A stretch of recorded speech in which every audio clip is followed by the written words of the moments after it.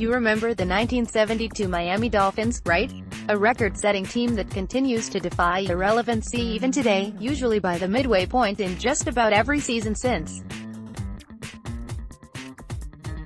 Larry Czonka and Jim Kiick in the backfield, with Mercury Morris, Paul Warfield, Earl Morrall, Jake Scott, and one-time Patriot Nick Buoniconti among the big names. They were coached by Don Shula, yeah, the guy who the steak restaurants were named after. He was Hall of Fame good, along with Czonka, Warfield and Buoniconti. Undoubtedly, there are some who have little to no clue what the 72 Dolphins mean to NFL history. Perhaps that Miami team was before your time.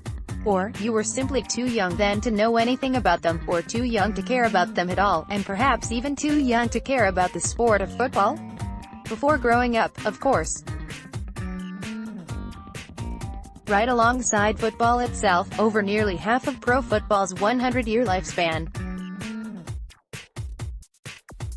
Here's what you need to know about those guys. The Dolphins are a somewhat painful part of the Patriots' past, if not the present as well. Remember the Miami Miracle this year, anyone? Because the 72 team is the only NFL team to win a Super Bowl after finishing the regular season unbeaten.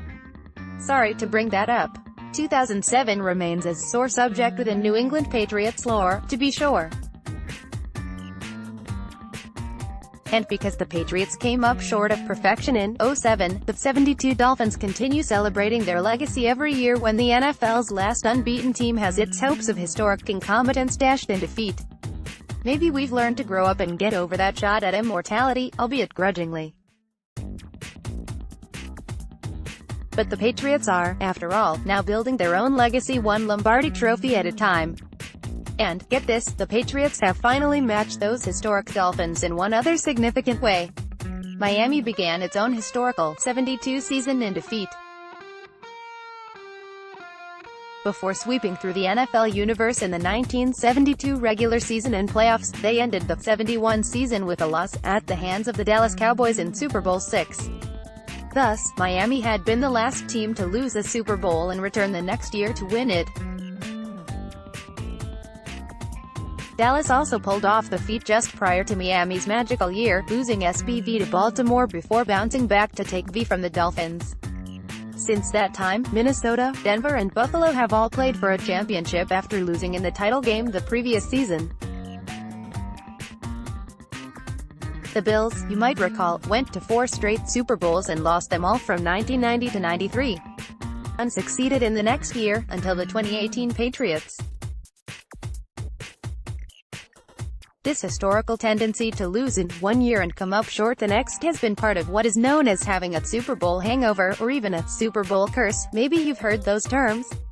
A winning team one year has often found it difficult to win again, or even qualify for the playoffs the next year. What about a losing team in the championship game one year, and coming back to the championship game the next?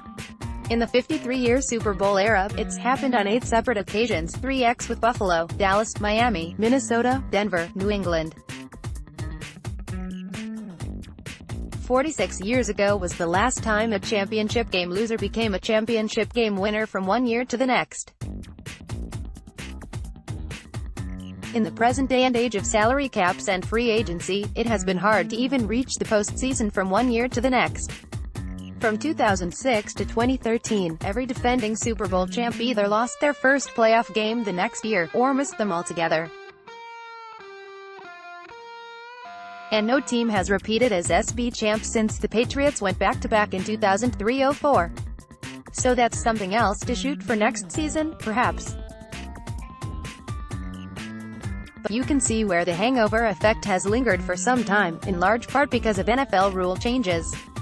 These changes have helped propel Miami's mystical, unbeaten, 72 season into the stratosphere of athletic successes, because no other team has managed to do what they did for more than 4 decades. The Patriots also joined the 71-73 Dolphins and the Bills of 90-93 as the only NFL teams to reach 3 straight Super Bowls. It appears history says the AFC East has had a legacy of kicking cans, rather than being kicked around like tomato cans. Sure, the current Super Bowl champs struggled a bit on the field this past season, but they managed to put things together at just the right time. That's part of the legacy the 2018 Patriots leave behind.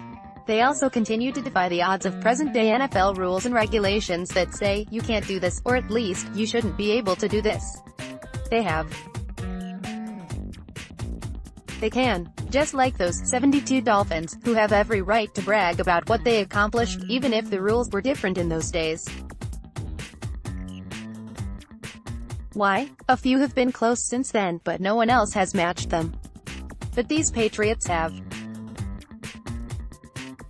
They're piling up other numbers, like 10 straight playoff appearances, 15 AFC East titles in the past 16 years, competing in 8 consecutive AFC Championship games. That may be more impressive than anything Miami has managed over the long haul. So, 72 is cool. It's their slice of immortality. The Miami Miracle from this past season? Yeah, that was a stunner, too. But it was brief and ultimately inconsequential, small time in the bigger picture. Both were so long ago. What's happened in the big picture since? Take a look at the record book. And what happened in the playoffs this year? You'll get your picture, and there's nothing irrelevant about it. John Rook, an author and award-winning broadcaster, has concluded his 26th season as the Patriots stadium voice. Currently serving in several media capacities, which include hosting Patriots Playbook on Patriots.com radio. Rook has broadcast college football and basketball locally and nationally for more than 30 years and is a member of the Rhode Island Radio